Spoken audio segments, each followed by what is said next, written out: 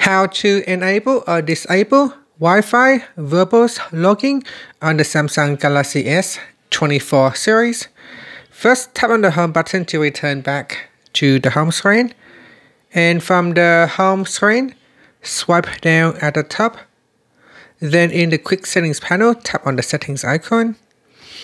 Next, we scroll down to the bottom and then tap on developer options. Now in developer options, you want to scroll down, and then in here, we're going to tap on enable Wi-Fi Verbose Logging. Tap on the toggle button to enable or disable this feature.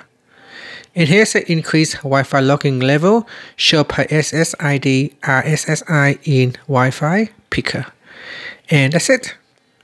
After that, here's when I turn it on.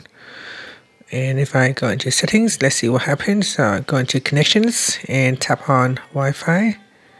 And here you can see it shows some information when we switch that on. So here a lot of additional information when we turn it on in settings. And that's it. Thank you for watching this video.